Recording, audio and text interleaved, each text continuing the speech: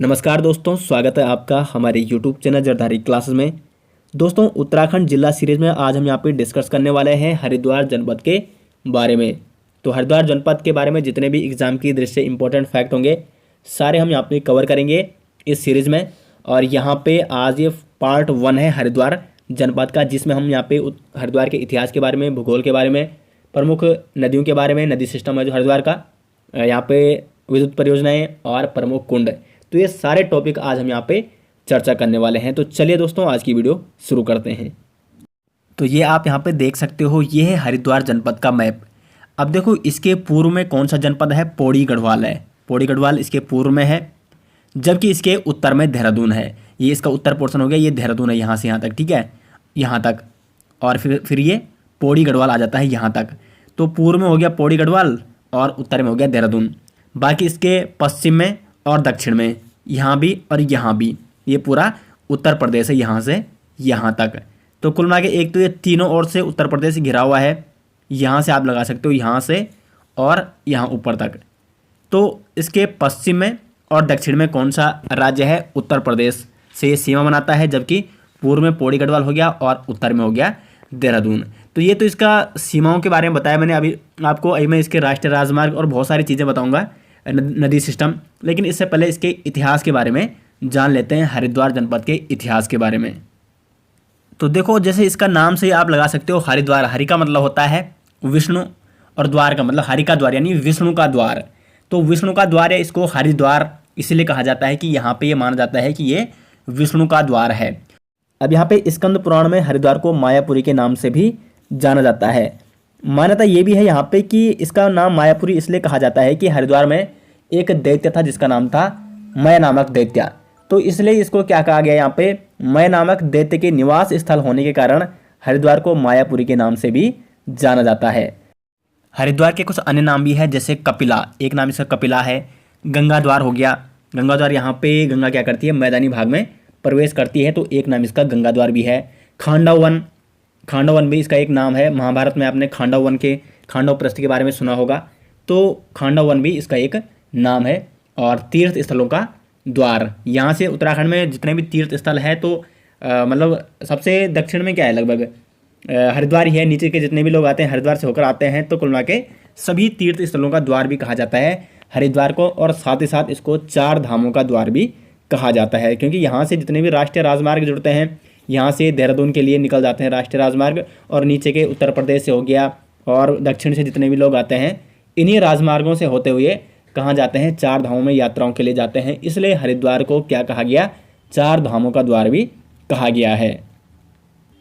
अब यहाँ पे आपने इतिहास में पढ़ा होगा, चीनी यात्री आए थे यहाँ पे, एक हुएनसांग था जिनका नाम, और उन्होंने हरिद्वार के बारे में लिखा है। हरिद्वार को उन्होंने क्या कहा था, मो यू लो।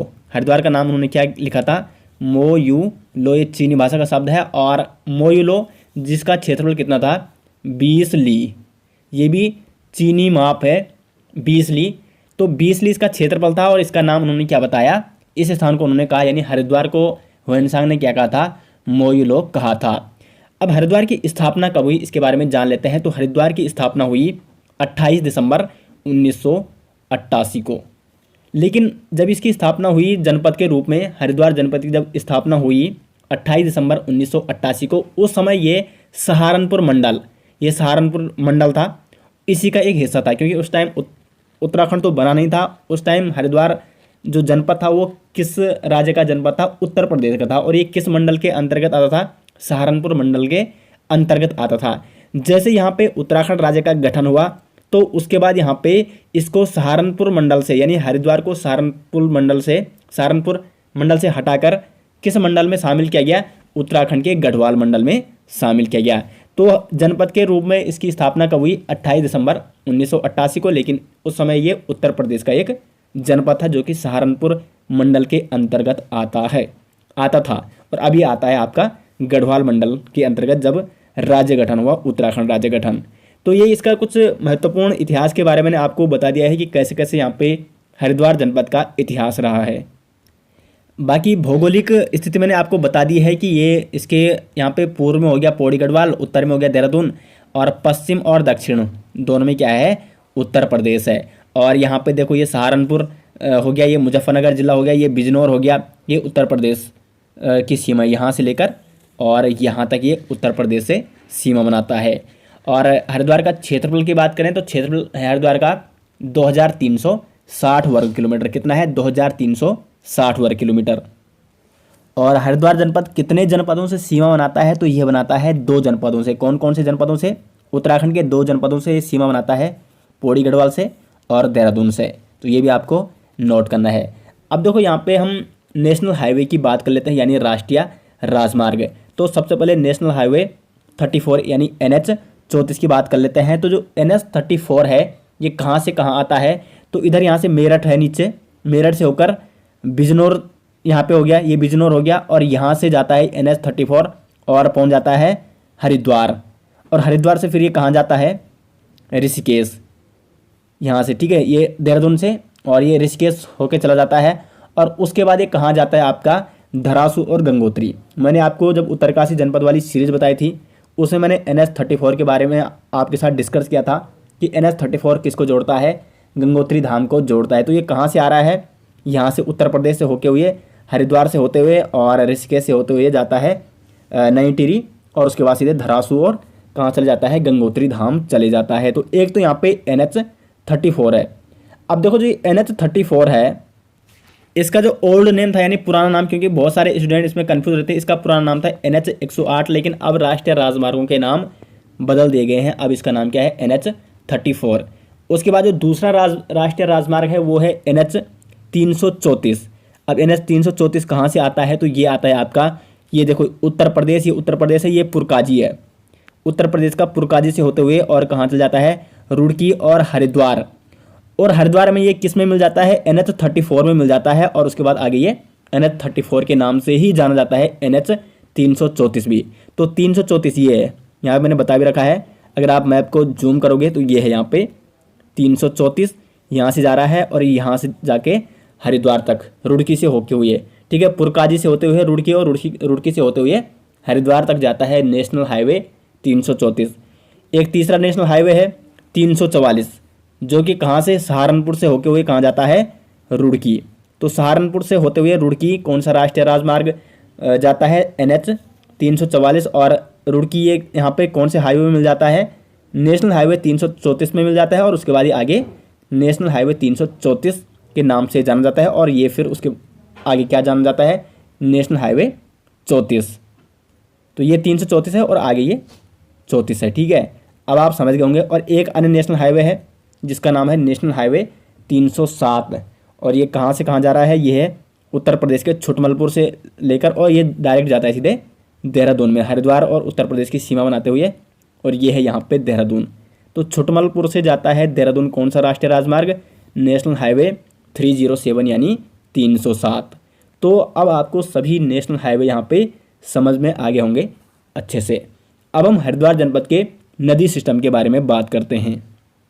तो हरिद्वार जनपद में जो मुख्यतः नदी बहती है वो कौन है? गंगा नदी है, क्योंकि गंगा नदी यहाँ से आती है पौड़ी से होते हुए और ये सीमा बना रही है, और यहाँ पे पहुँच जाती है कहाँ?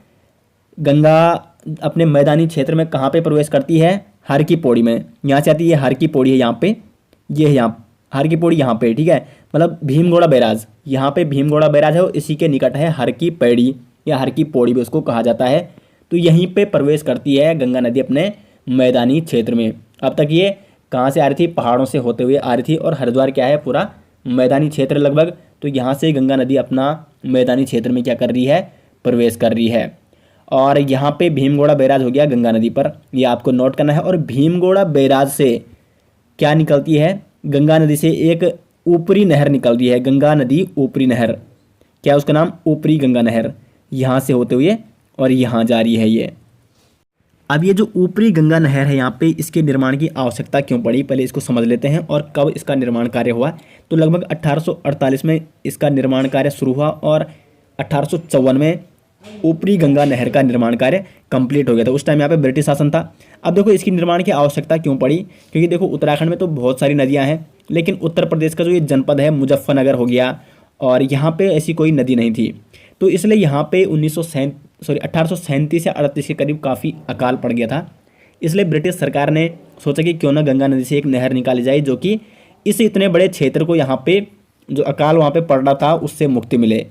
तो लगभग यहाँ से क्या हुआ कि 1848 में ऊपरी गंगा नहर का निर्माण कार्य शुरू हुआ और 1854 में ये निर्माण कार्य कंप्लीट हुआ कि, और उस टाइम यहाँ पे डलहौजी था, वो मतलब डलहौजी के शासनकाल में 1854 में ऊपरी गंगा नहर का निर्माण कार्य पूरा हुआ था। तो ऊपरी गंगा कहाँ से निकल रही है? भीमगोड़ा बैराज से। और कहाँ जा रही है? यहाँ पे देखो पिरानकलर होते हुए, रुड़की होते हुए, और फिर निकलती है ये आपकी कौन सी जनपद में निकल रही है? ये निकल रही है यहाँ, यानी मुजफ्फरनगर जनपद में। तो आपको एक चीज़ ध्यान रखनी है, जो ऊपरी गंगा नहर है गंगा नदी से मतलब उसका उद्गम तो यहीं से है, गंगा नदी से, लेकिन सर्वप्रथम वो उत्तर प्रदेश के किस जनपद में प्रवेश कर रही है? तो ये कर रही है मुजफ्फरनगर। लेकिन जो गंगा नदी है, गंगा नदी यहाँ से होते हुए आ रही है भीमगोड़ा बैराज से, और यहाँ पे किस जनपद में प्रवेश कर रही है? बिजनौर जनपद में। तो दो चीज़ काफ़ी इंपॉर्टेंट ये आपको नोट करनी है। गंगा नदी सर्वप्रथम उत्तर प्रदेश के किस जनपद में प्रवेश कर रही है?